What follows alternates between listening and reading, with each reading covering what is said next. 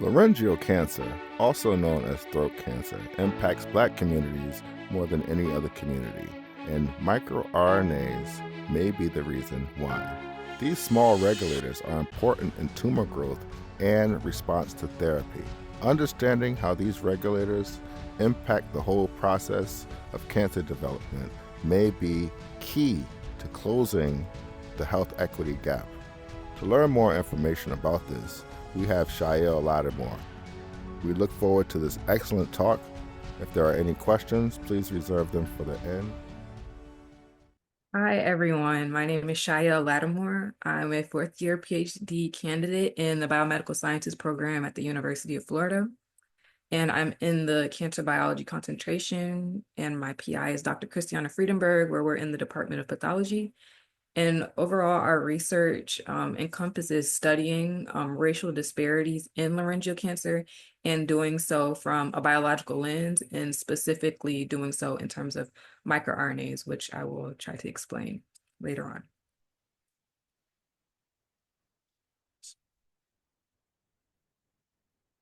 I have an issue with Okay, so first I want to give a little bit of background about myself. I'm from Tampa, Florida. I went to Hillsborough High School and I was in the International Baccalaureate program. I did my undergrad at Florida A&M University, where I got my Bachelor's of Science in Molecular Biology, and I was also in the incomparable Marching 100, where I marched piccolo for all 4 of my years.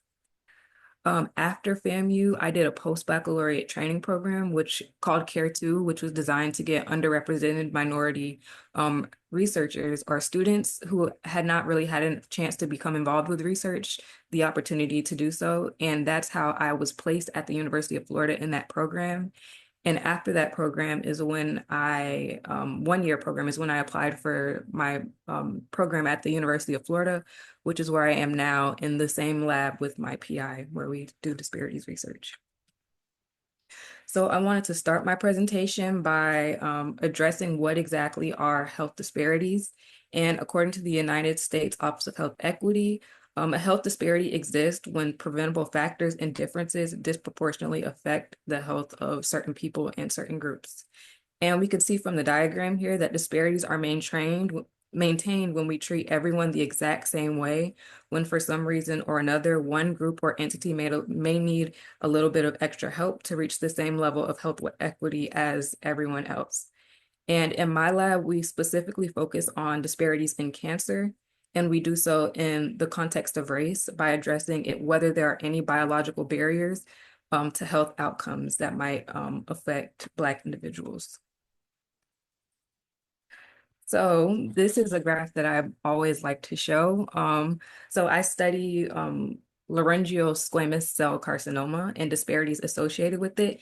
And so what this fancy term refers to is cancer of the larynx, which you can see in the diagram on the bottom right, refers to the voice box.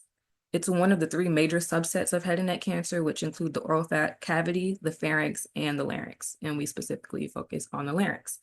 So the disparity in question is that since the 1970s, or really before then, but the data we have is from the 1970s, Black patients have maintained a higher incidence of laryngeal cancer, a higher mortality of laryngeal cancer, and as well have an increased likelihood of presenting to the clinic with their disease already being advanced staged, which refers to stage 3 and stage 4.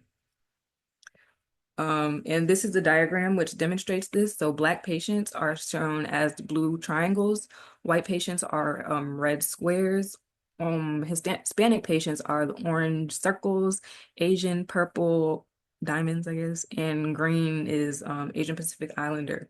And you can see that over the years, Black patients have had significantly higher incidence as well as mortality than honestly everybody else. And although the gap is closing in more recent years because we have advancements to treatment, like we have better treatment for laryngeal cancer overall, there's still a gap that's there. And so that's basically what this research is addressing, is with all the advancements that we have, why are there still racial differences in laryngeal cancer outcomes? So usually when disparities such as these are studied, they're studied beginning at the level of the social determinants of health. And according to the Healthy People 2030 Initiative, social determinants of health refer to the environments where people are born, live, work, play, worship, and age that affect a wide range of health, functioning, and quality of life outcomes and risks.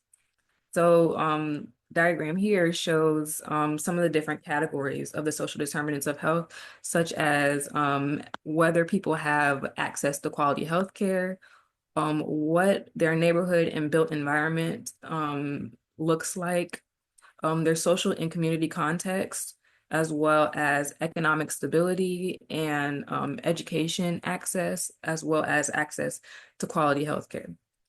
And as we know anecdotally, as Black people, we know that there are many issues, especially associated with economic stability and access to quality healthcare that can provide huge barriers to proper care. And these are some papers, examples of papers that I like to show when I'm presenting this, because although we know anecdotally that these factors can be an issue, the research is also supporting what we already know to be true. And these are just some examples of papers. There's a large wealth of literature that studies the social determinants of health and laryngeal cancer disparities, but these are just a few. This first paper found a relationship between low socioeconomic status and cause-specific mortality for patients with laryngeal cancer, which means that their mortality was in relation to the laryngeal cancer. The second paper found that patients without access to healthcare were more likely to decline treatment for laryngeal cancer, which we know can lead to poor outcomes if you're never treated. This paper found that laryngeal cancer patients with low socioeconomic status were more likely to present to clinic with more advanced stage disease, which we know is, as I previously mentioned, was true for Black patients. And then bringing all this together, this paper here showed that African American non-insurance rates were around 13%, while for Caucasian Americans, it was around 0.6%, while and overall African American patients had a lower overall socioeconomic status specifically for this study. So this supports the body of research that goes into addressing social and economic barriers to care for laryngeal cancer, which in the United States specifically stems from the racial history of the country, which is where all of this truly stems from. However, what's interesting specifically for my research is that there are other studies that show that the disparity persists even if you remove the social determinants. So there's still a disparity independent of social determinants. So this is a study where they initially looked at survival of head and neck cancer patients by race, and they found that Black patients had poorer survival, which we know. However, what's interesting is that they used a multivariable Cox proportional hazard model, which is basically, it's just a fancy word. It's a statistical model, basically, where you can control for a wide variety of factors that may influence health outcomes. And so in this study, they controlled for all of these things here: age, gender, having a family history of cancer, tobacco use, alcohol use, socioeconomic status, insurance status, and tumor site, as well as tumor stage. And so what controlling means is basically you're removing these variables from the equation. So the purpose of doing that was, in a sense, to isolate race as the sole, I put it in quotation marks, the sole variable in the equation, basically. And so what they found is when they removed all of these other factors, which in turn go kind of into social determinants, they found that Black patients still had poorer survival, poorer relapse-free survival, as shown by the graph here. And additionally, by hazard ratio, they found that Black patients had a 47% poorer relapse-free survival than white patients. And that's after removing all of these variables from the model. And so how this leads into my research is we're saying, okay, so if we remove all of this stuff from the equation and Black patients are still doing worse, what's left that we haven't investigated and haven't looked at? And so the angle that my lab takes is that we're asking maybe there's something biological at baseline that could also influence racial differences in survival outcomes for laryngeal cancer. And I say additional because we're not replacing any of the socioeconomic stuff that we know exists. We're thinking that it may also play a role and may, in effect, serve to worsen outcomes. So the angle specifically, oh, yes. So what bridges the gap between race and biology, basically in this, which is what we're trying to investigate in this context, is the concept of genetic ancestry. And so what genetics ancestry is it's genetic information about an individual's biological descent and their genetic relationships. And so how it works is that human genetic variation is structured in general by human evolutionary history. So how humans and populations moved around throughout history. And so what we can do is we can group individuals by ancestral variations in their DNA, such as single nucleotide polymorphisms, indels, and copy number variants. And to make that make more sense or make it a little bit simpler is that there are things in DNA that were passed down ancestrally and are still present in people of certain ancestral groups. And so instead of classifying people by how you self-report your race, we can classify them by these ancestral groupings. And it gives us a classification that's more correlated or linked to biology. And what these groupings can do is that they may give us insight into certain biological contributors to health that exist within specific groups. So this is a paper that actually in my lab we just found out about, which is useful for us, but we know that there are associations between genetic ancestry and survival. But this was interesting to us because it specifically showed us that there are correlations for head and neck cancer, which is HNSC shown here. And so what they did is they looked at self-reported race survival as well as genetic ancestry survival, and they found significant correlations with both basically for and survival outcomes. Survival outcomes by race and by ancestry. And in addition to this, they also found that specifically for ancestry, I believe it was that they found that even a 10% increase in having African ancestry in your DNA could increase or decrease your survival rate for head and neck cancer specifically. So overall, this goes to support why, in general, we are choosing to use genetic ancestry to try and look at what in the DNA could also be contributing, because we know that there is a correlation between it and survival outcomes. So switching gears a little bit, specifically the angle that my lab takes is in doing this because there are multiple different things related to our biological DNA related to ancestry that you could look at. We specifically look at microRNAs and ancestry and laryngeal cancer. And we're doing this because this has never been done before for laryngeal cancer disparities in the literature. So this is how we're making our research novel in a sense. So what microRNAs are is first, they're a class of small non-coding RNAs. And what that means is that usually in the central dogma, you go from gene to protein or RNA to protein. But non-coding RNAs, they're never translated to protein, they just stay RNAs, but they still have a function, even though they're never really, they don't make proteins. So microRNAs are small non-coding RNAs. They're 18 to 22 nucleotides in length. And what they do, so as I said, they're not transcribed or they're not translated to protein, but they still have function. And what their function are is that they can actually degrade mRNA or they can prevent translation. And they do this by this binding that I've shown here in the diagram. They'll bind to a specific mRNA region and they'll either degrade it or they can stay bound like this and prevent the ribosome from translating proteins. And is important in the context of cancer because microRNA regulation can promote cancer by suppressing the expression of genes that are necessary for the cell.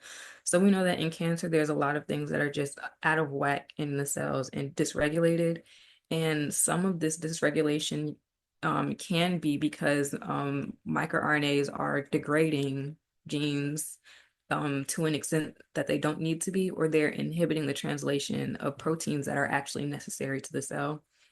And some of the issues that this can cause are cell cycle dysregulation, which is necessary to keep the cell's proliferation in check, which is one of the hallmarks of cancer. So they just proliferate out of control.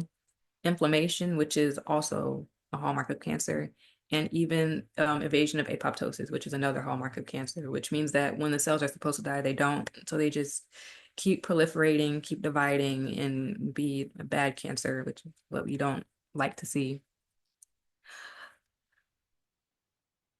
So microRNAs and cancer health disparities, there have been correlations in the literature between microRNAs and cancer health disparities. However, as I mentioned, this hasn't been done in the context of laryngeal cancer, which is what we're doing. But what other studies have shown is specifically these in the context of colon cancer, prostate cancer, and triple negative breast cancer, which we already know that these are three types of cancers that are notoriously worse for Black patients. Like it's notoriously bad. So, and what have been shown in these studies is that differentially expressed microRNAs have been shown to correlate with poor outcomes for Black patients in these cancers, as well as a number of other ones. And what that means is that there's different expression levels between Black and white patients. And the expression levels in the Black patients, like the way that they're different from white patients, has been seen to correlate with poor survival. So the hypothesis for my lab's research and basically the paper that I'm going to go into, which is our lab did, basically it's our paper from our lab, is that there may be differential microRNA expression that may contribute to poor laryngeal cancer outcomes in patients with African ancestry. So this is the paper that was done. And so the first thing that was done was a global differential expression analysis using between Black and white patients. And so what this means is that they'll take and they use the TCGA, which is the Cancer Genome Atlas, which is an online database that has a lot of genomic as well as phenotypic and clinical data for a large number of patients. And you can just go online and have access to the data or have access to the gene expression and use it for your data. And so that's what was done for this first part, is that a global differential expression analysis was performed between Black and white patients in the Cancer Genome Atlas, and a number of microRNAs, the ones shown in blue and red, were shown to be significantly different between Black and white patients.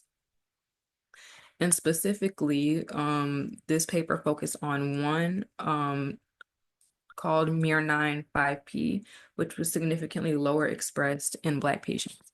And the reason that they focused on, or that we focused on this one, is because miR9 is highly abundant in the cells, and it has also already been implicated in head and neck cancer and poor outcomes. This was just where we were actually seeing that not only is it implicated in head and neck cancer, but also there's differences between Black and white patients that have it. So the next thing that was done was a survival analysis.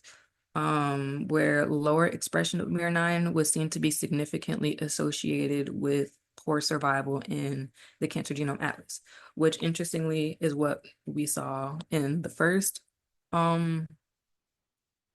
figure, first volcano plot where Black patients had it lower. And then the second one, we're seeing that lower expression correlates with poor survival. So this supported for the rest of the paper, we moved into cell lines and did a bunch of functional assays to investigate the expression in the cell lines. And before I move into the rest of the figures, this is I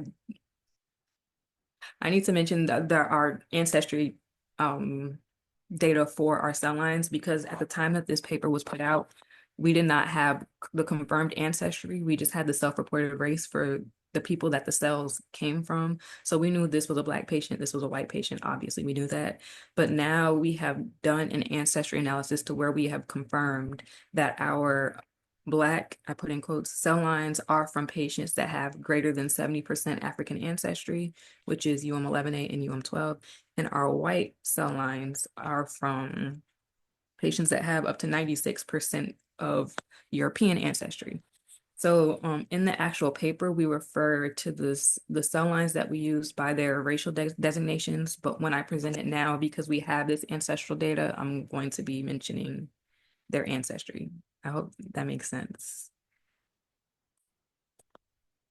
So going back into, or no, not going back because I haven't mentioned it yet. So going into our cell line data.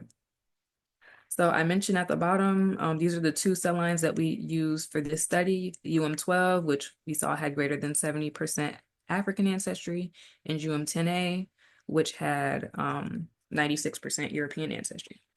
So the first thing we wanted to do is investigate the baseline levels of microRNA 9 in the cell lines. And what we saw in our cells in relation to what we saw in all of the TCGA patients is that from the graph on the left, Black patients had much lower expression of miR9, or not Black patients, UM12, our cell line from our African ancestry patient, had much lower expression of miR9 than UM10A did, interesting. And what we went on to investigate next is because in the literature, it was known that miR9 could have impacts on cellular proliferation, as well as cellular migration and chemoresistance. So what we looked at is between these two cell lines, how do their wound closure percentages differ? And that's like how I'll show a figure, like an image next, but that's referring to how do they migration, the migration between the cell lines, like how speed of migration kind of. Then proliferation, how fast are the rate at which the cells divide, and then cell viability,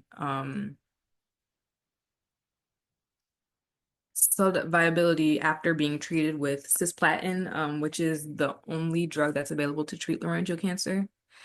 And so what the results show is that for the wound closure percentage, you can see that UM12, the African ancestry cell line, had a significantly higher wound closure percentage than the European ancestry cell line, as well as a significantly higher cellular proliferation and a significantly higher IC50.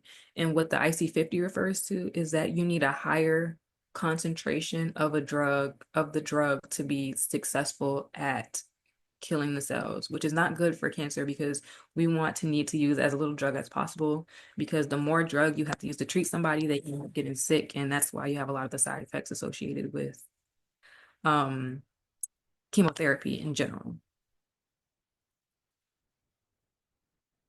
So the next thing we wanted to do, the next thing we wanted to do is we saw that, okay, we see that in the high African ancestry cell line that miR9 is low, and in the European one that miR9 is high.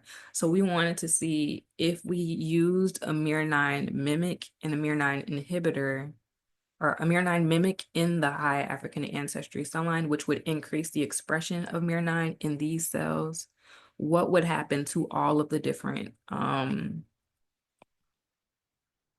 basically that we just looked at, or everything we just looked at, what would happen if we increase expression of miR9 in our cell line from our Black patient? And what we saw is that for cell viability, that we were able to, okay, this is the difference between the mimic and the mock. So the mock means that that's with the extra miR9 added, and the mimic, or no, the mimic is with the extra miR9 added, the mock is without. Yes. So we found that when we added more miR9 to the Black cell line, we were able to decrease the IC50. So we were able to decrease the concentration of the drug that was needed to kill the cells, basically, which is a good thing, which is what we're looking for in the context of cancer. And also we saw that we were able to decrease cellular proliferation to the rate at which the cancer proliferated. We were able to slow it down by increasing miR9. And then this is the cell migration picture I was talking about. We found that by increasing miR9, we were able to reduce the rate of migration. And you can see the mimic is with miR9 added, the mimic panels, the mock panels are without. And you can see that without the extra miR9 by 72 hours, the plate, it was basically confluent, or the scratch assay, the scratch was no space. But after we added the mimic by 72 hours, there was still space. Even when comparing 48 hours, 24 hours, there was a lot more space or less migration after adding mimic miR9 as opposed to the mock. So with our high European ancestry cell line, we wanted to see the opposite thing. So we said, okay, if we, in our Black one, we increased miR9 and we saw reversal of the phenotype. In our white one, if we reduce miR9, would we also see a reversal of the phenotype? And so that's exactly what occurred. Wound closure percentage using the miR9 inhibitor, which inhibitor will inhibit miR9, so you have less expression levels. We saw an increase in wound closure percentage, as well as a significant increase in cellular proliferation, and notably an increase in IC50. So meaning that it's now taking more cisplatin, more drug to be able to kill the cells. And this is after inhibiting miR9. And even with cell migration, now we're seeing the opposite thing of what we saw with UM12, the high African ancestry cell line. So here we use the inhibitor to inhibit miR9, and we can see that as opposed to the mock,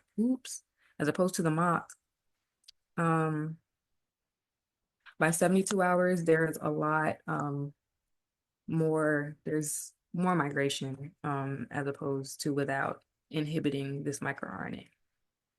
And the same for 48 and 24 hours. So the next thing that we wanted to do is so what microRNAs do is they regulate gene expression. We know that. So we wanted to see, okay, we have these different expression levels, miR9 expression levels in the cell line. We're seeing that it's affecting the phenotype, but what genes are they regulating? Are they regulating any genes that we would expect them to be regulating in the cell line? And so that's what the next part of this was to investigate. And so these two figures were investigation of baseline ABCC1 and MAP1B expression in the cell lines. And what ABCC1 is a multi-drug resistant protein, and MAP1B is a microtubule associated protein. And they're both known to be associated with chemoresistance, which again, chemoresistance is resistance to chemotherapy. So we looked at baseline in our African ancestry, UM12, European ancestry, UM10A. And we found that there was significantly higher expression of ABCC1 in UM12 than in UM10A, as well as MAP1B in UM12 and UM10A. And again, these are both associated with chemoresistance. So now is when we truly showed, okay, are these expression levels modulated by the microRNA that we're investigating? So are there expression levels relative to the microRNA? And so what was done is that for UM12, again, we used the mimic, so we increased expression of miR9, and for UM10A, again, we used the inhibitor and we decreased expression. And so what we see here is again a reversal of the gene of the expression. This is for ABCC1. Oh yeah, I said that for ABCC1. So whereas before we saw that UM12 had a higher expression of ABCC1, when we give it mimic, so we give it mimic a miR9, we have a reduction in the expression. And for UM10A, we start with high miR9, and when or high ABCC1, and when we give it the miR9, we see a reduction. Or I'm so sorry. When we inhibit miR9, we see reduction of ABCC1. And same thing with MAP1B, where we see comparing the mimic to the mock. When we give the mimic the miR9, there was lower expression of MAP1B. And for UM10A, the opposite phenotype, again, when we inhibit miR9, we now have an increased expression of MAP1B, which again, both ABCC1 and MAP1B are chemoresistance proteins or markers of chemoresistance. So my summary overall for the findings is that the characterization of microRNAs in laryngeal cancer disparities specifically had not been explored. Computational analysis of laryngeal cancers showed that there were a panel of microRNAs that were significantly different between the Black patients and the white patients, which is the first volcano plot that I showed. And we also showed that lower expression was significantly associated with poor survival, which was the survival plot that I showed. And our in vitro analysis confirmed the lower expression of miR9 in laryngeal cancer cell lines with African ancestry, as well as correlations with cell migration, cell proliferation, and chemosensitivity. And lastly, the studies confirmed that one of the ways that this specific microRNA is working is by regulating ABCC1 and MAP1B, which again are markers of sensitivity to chemotherapy.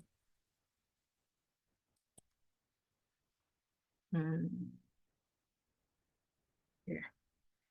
So my overall discussion is that this study involved characterizing one single microRNA, miR9, and there are a lot of microRNAs, and they do a lot of things, and they can also regulate each other, which is a lot.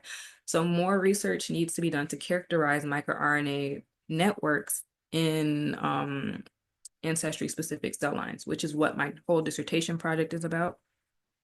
And also overall, I feel like this data supports the need for personalized medicine. And what personalized medicine refers to is, in the beginning, I talked about how when you treat everybody the same way, sometimes people can get left behind because they need a little bit of something else, but you're just giving everybody the same thing. And so that's what this diagram is talking about. Generalized medicine assumes the same risk, same dose, same response for all people. But with personalized medicine, we can determine different risks, different doses, and different responses, so we can know how to treat people differently. And one of the things with microRNAs is how they can be used is as a diagnostic biomarker, specifically for patients with African ancestry, perhaps. So as a way to be able to diagnose and to say, oh, well, maybe they won't, like if they have miR9 as this marker, maybe they will not be responsive to cisplatin, the only drug that we have to treat. And we already know that Black patients tend to not respond well to the only drug used to treat laryngeal cancer. And so that's a whole another problem. And also microRNAs can be administered or delivered as treatments. So maybe that could be something that could be implemented, was to be able to give people who present with low miR9, as I was talking about the mimics, like increase their expression of miR9, to be able to sensitize them to cisplatin, the drug. And then another thing is that we know we can't inherently change our DNA and our ancestry, which is what this always reminds me of. Like, of course, we know that, or nobody can, but something can be done to change and address the socioeconomic barriers to care. And what I've been learning from my research is that, like, just the combination of the two makes things worse. Like, it's not only social determinants, it's not only biological. We know this, but the combination of the two makes things worse. And what makes things worse for Black people sometimes is that we have this extra socioeconomic stuff that sometimes other people are not dealing with. So I think more needs to be done to really address that, or from both sides. And that's the end of my presentation.